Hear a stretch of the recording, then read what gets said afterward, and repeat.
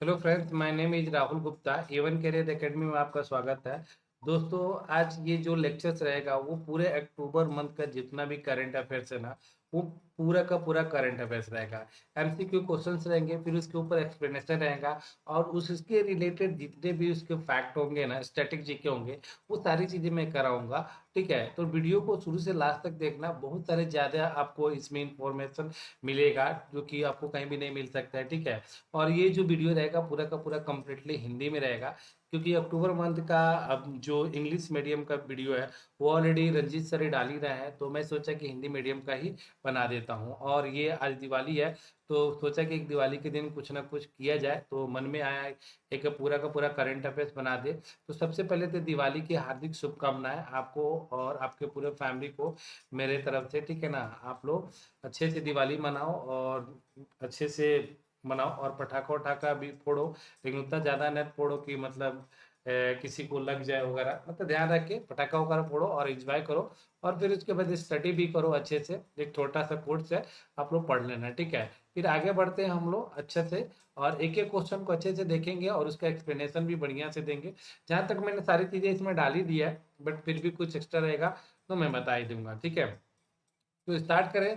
आज का पहला जो क्वेश्चन है, ये है कि हाल ही में पंजाब नेशनल बैंक का एमडी व सीईओ किसे नियुक्त किया गया है।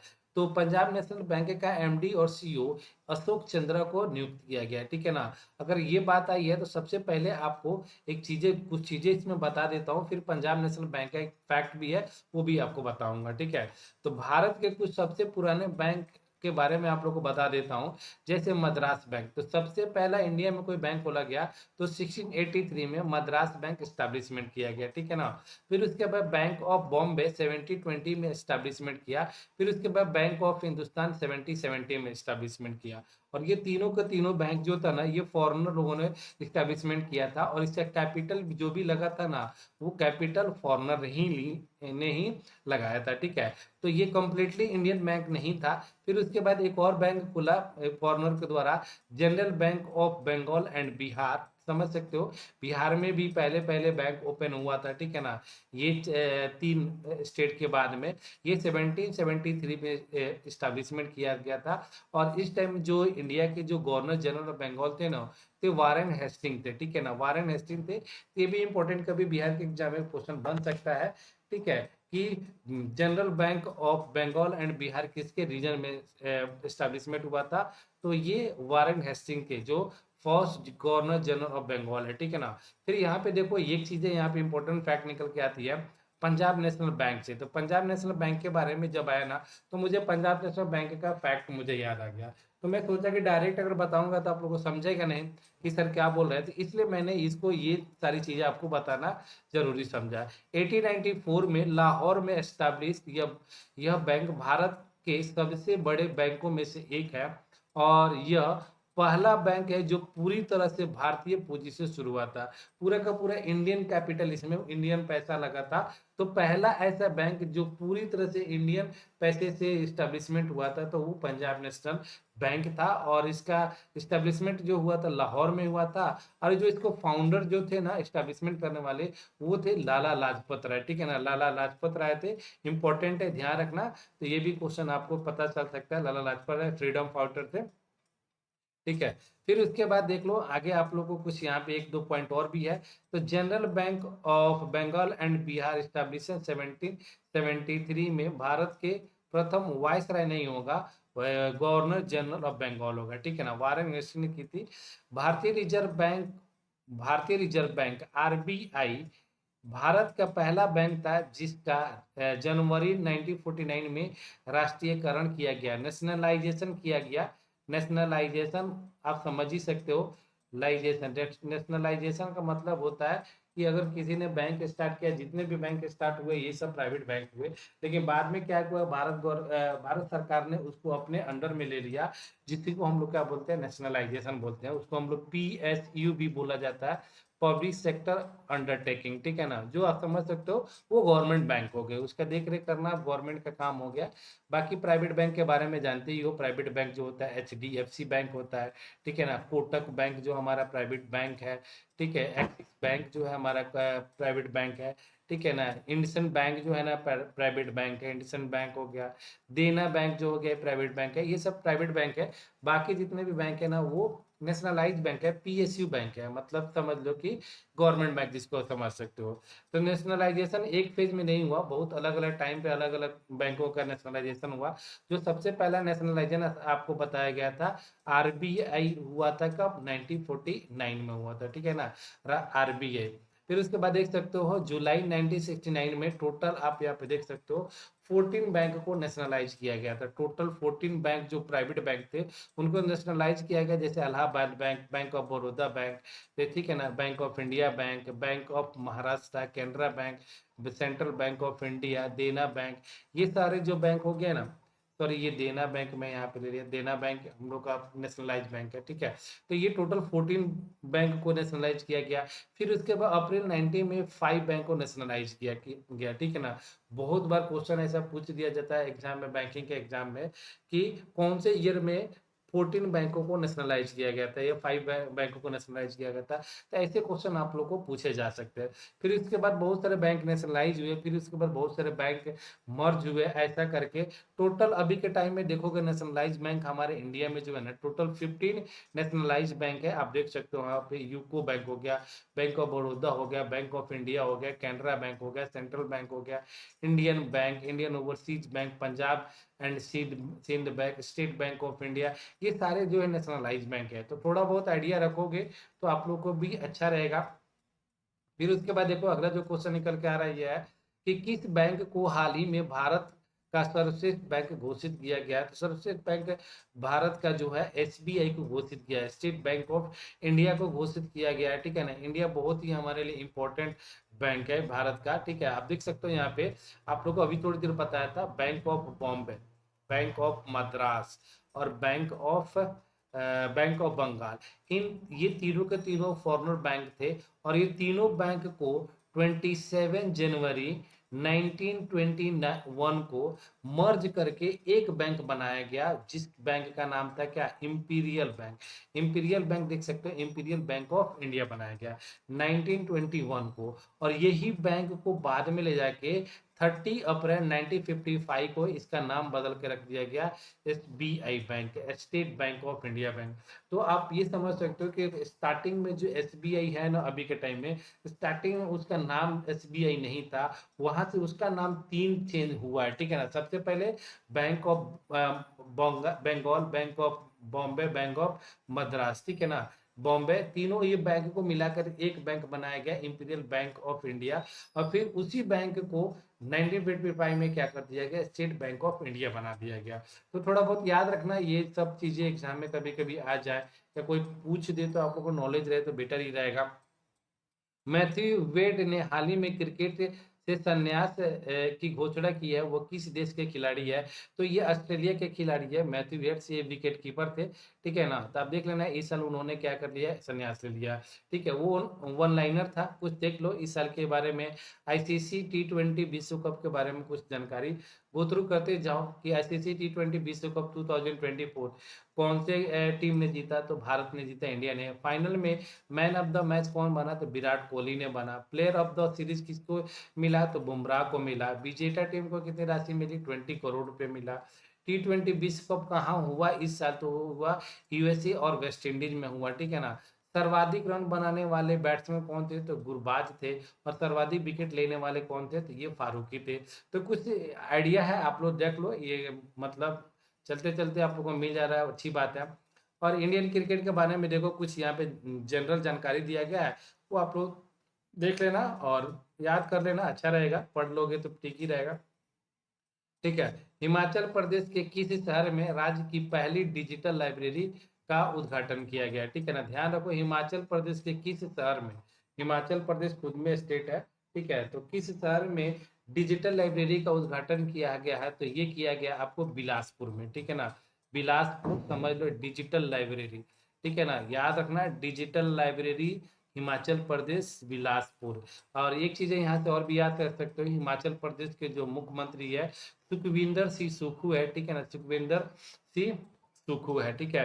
हिमाचल प्रदेश हम लोग का हिली स्टेट है, ठीक है ना, और बहुत बढ़िया प्लेस है और टूरिस्ट के लिए भी अच्छा है। तो देख सकते हो वहाँ पे घूमने के लिए आप लोगों को शिमला मिल जाएगा, मनाली मिल जाएगा, धर्मशाला, डलहौजी, ये कुछ टूरिस्ट प्लेस हो गए। ठीक है, आप तो देख सकते हो इसका स्थापना जो हुआ था ये 25 जनवरी 1971 को हुआ था। और इनके बारे में एक और फैक्ट याद रखो, हिमाचल प्रदेश के दो कैपिटल है, एक तो समर कैपिटल गर्मी में आपको शिमला मिलेगा और ठंडी के मौसम में धर्मशाला मिलेगा। तो ये भी याद रखना आप लोग के लिए ज़्यादा अच्छा रहेगा। ठीक है, आप लोग बढ़िया से समझ लेना। देख सकते हो यहाँ पे ये सब चीजें इंपॉर्टेंट है, कुछ चीजें मैंने यहाँ पे डाल रखा है। देखो क्षेत्रफल जो है यहाँ पे देख सकते हो 55,673 है। और इनका जो देख सकते हो ना, ये आपका जो हाइट है, मतलब ये स्टेट का जो हाइट है ना टोटल, ये हाइट है आपका 2319 मीटर हाइट।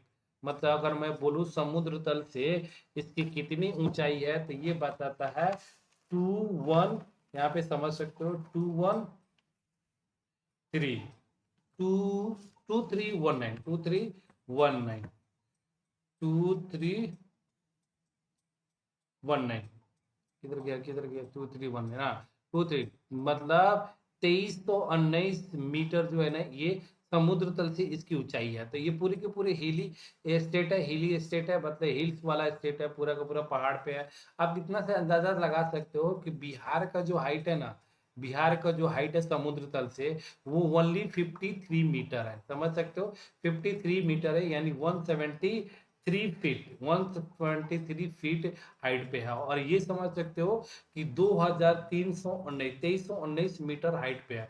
तो आप समझ सकते हो कि बिहार से बहुत ज्यादा हाइट पे है, इसलिए यहाँ के लोग देखोगे तो यहाँ पे ठंडी वगैरह ज्यादा पड़ती है। ठीक है, आप लोग समझ सकते हो कि ऊपर में आप गर्मी के मौसम में भी जाते हो तो वहाँ पे ठंडी ही लगती है। ठीक है, तो बहुत बढ़िया प्लेस है, आप लोग भी जाओ घूम के आओ। ठीक है, बाकी कोई कहें अभी।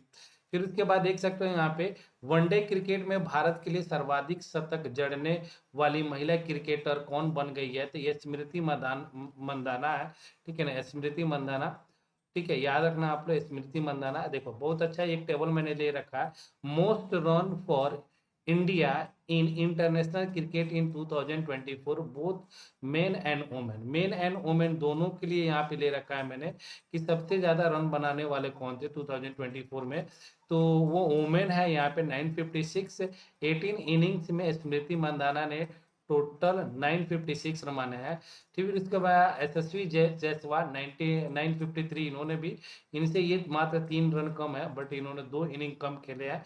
यशस्वी जायसवाल काफी अच्छा खेले। फिर उसके बाद हमारे हिटमैन रोहित शर्मा भी है लाइन में। फिर सफाली वर्मा, जो ये भी देख सकते हो। फिर शुभम गिल है 691 है। तो थोड़ा बहुत ये ध्यान रखो, अच्छा रहेगा, क्योंकि आगे चल के वुमेन्स की क्रिकेट के बारे में भी बहुत सारे क्वेश्चन आप लोग को बनेंगे, देखने को मिलेगा। तो अभी से याद रखोगे तो अच्छा ही रहेगा। राष्ट्रीय आयुर्वेद दिवस कब प्रति वर्ष कब मनाया जाता है, तो 29 अक्टूबर को, 29 अक्टूबर को आयुर्वेद दिवस मनाया जाता है प्रत्येक साल। ठीक है, देश के पहले राइटर्स विलेज का उद्घाटन किस राज्य में किया गया, तो उत्तराखंड में किया गया।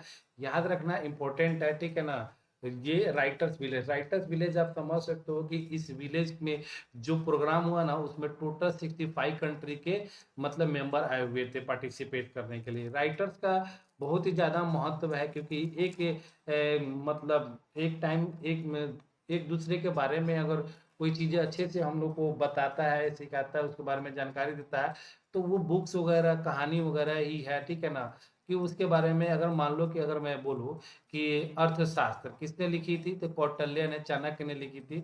अगर उन्होंने इतना अच्छे से अगर ये बुक नहीं लिखा होता तो मौर्य समाज के बारे में हमको जानने में बहुत ज्यादा कठिनाई होती। फिर वैसे ही समझ सकते हो मेगास्थनीज, जिन्होंने इंडिका बुक लिखी। ठीक है ना, इंडिका बुक लिखी, तो वो चीजें है। तो बुक्स वगैरह लिखना, ये राइटिंग का काम करना बहुत बढ़िया काम है। और इसी से आर्ट एंड कल्चर का क्या होता है, आदान प्रदान होता है, उस टाइप के लोग कैसे रहते थे, सब कुछ जानकारी मिलती है।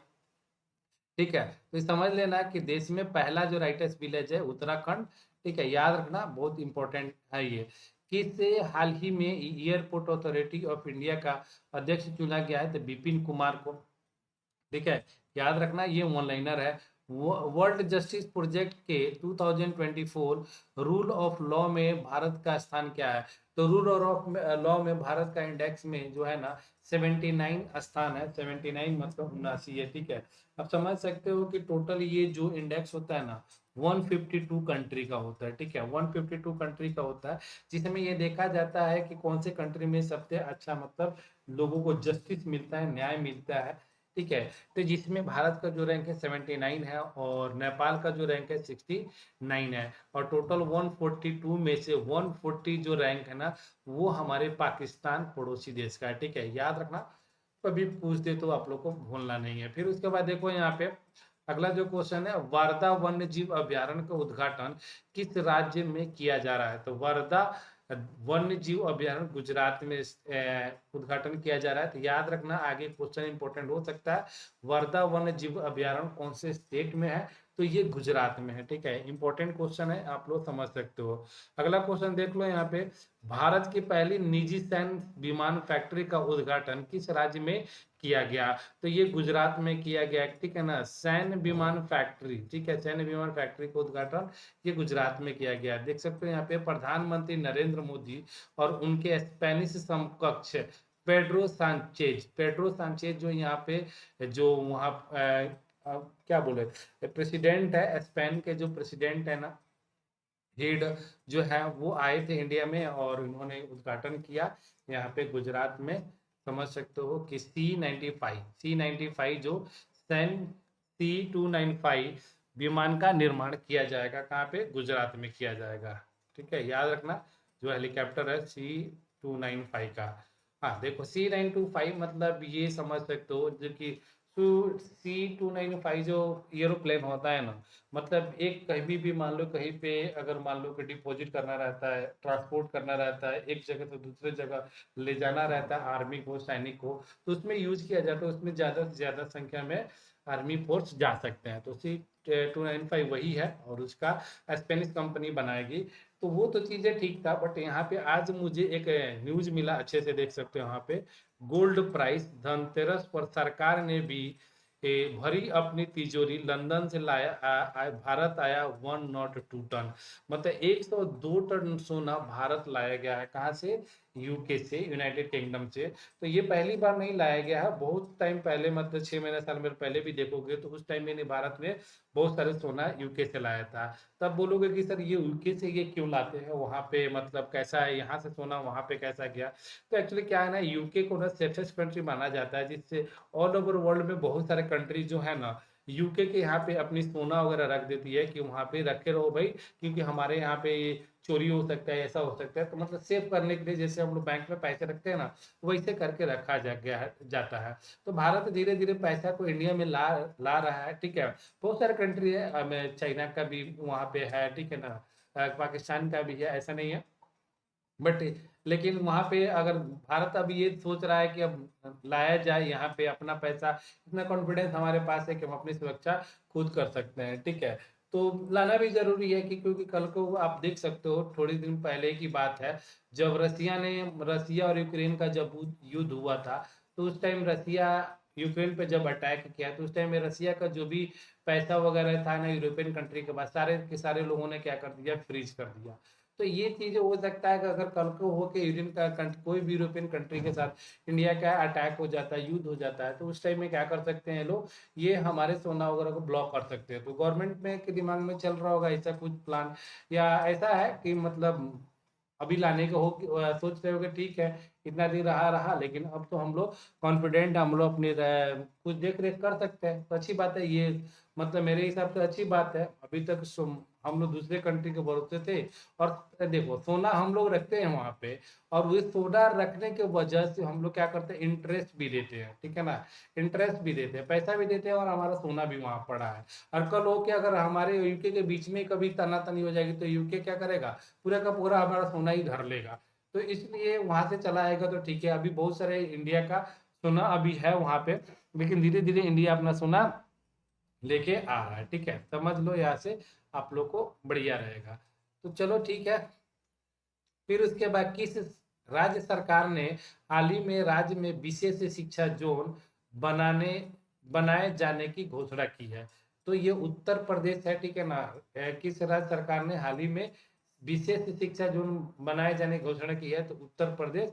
उत्तर प्रदेश के मुख्यमंत्री योगी आदित्यनाथ हैं, ठीक है। आप लोग समझ सकते हो, लखनऊ और गोरखपुर अयोध्या, समझ लो यहाँ पे लखनऊ, गोरखपुर, अयोध्या, आगरा, गौतम बुद्ध नगर और बुंदेलखंड में विशेष शिक्षा जोन, ठीक है। ध्यान रखना आप लोग, थोड़ी बहुत देख लो यहाँ पे बाबा योगी आदित्यनाथ के बारे में। मूल जो इनका नाम था अजय सिंह, 22 साल की उम्र में इन्होंने संन्यास ले लिया और 5 जून 1972 गढ़वाल में इनका जन्म हुआ था। और मैथमेटिशियन है ये, मैथ में ये ग्रेजुएट किया, बीएससी किया है ये मैथ में, ठीक है। 5 बार गोरखपुर के सांसद रह चुके और 26 की उम्र में संवाद अविवाहित गोरखनाथ मंदिर के महंत बने, ठीक है।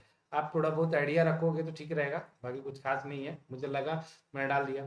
फिर भारत के अगले मुख्य न्यायाधीश के रूप में किसे नियुक्त किया गया है, तो भारत के अगले मुख्य न्यायाधीश के रूप में जस्टिस संजीव खन्ना को नियुक्त किया गया, ठीक है ना, याद रखना जस्टिस खन्ना, ठीक है, जस्टिस खन्ना।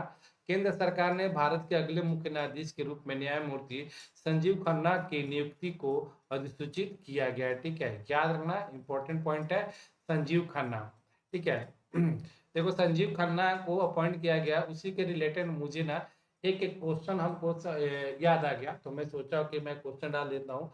और ये अक्टूबर मंथ का ये पार्ट 1 वीडियो रहेगा, ठीक है, क्योंकि आज दिवाली है तो मुझे भी बहुत सारे काम में टाइम मिला नहीं। बाकी का वीडियो मैं कल मैं अपलोड कर दूंगा। तब तक ये आप लोग के लिए क्वेश्चन देता हूँ, देखता हूँ इसके क्वेश्चन के कितने लोग आंसर देते हैं। मुझे ये व्हाट्सएप पे भी कर सकते हैं या कमेंट बॉक्स में भी आप लोग आंसर दे सकते हैं। क्वेश्चन क्या है, कॉलेजियम प्रणाली के बारे में निम्नलिखित कथनों पर विचार कीजिए, ठीक है। सुप्रीम कोर्ट कॉलेजियम एक 5 सदस्यीय निकाय है जिसके अध्यक्षता भारत के मौजूद मुख्य न्यायाधीश सीजेआई मतलब सीजे चीफ जस्टिस ऑफ इंडिया करते हैं और उस समय इसमें न्यायालय में कार्य 4 अन्य वरिष्ठ न्यायाधीश शामिल होते हैं, ठीक है।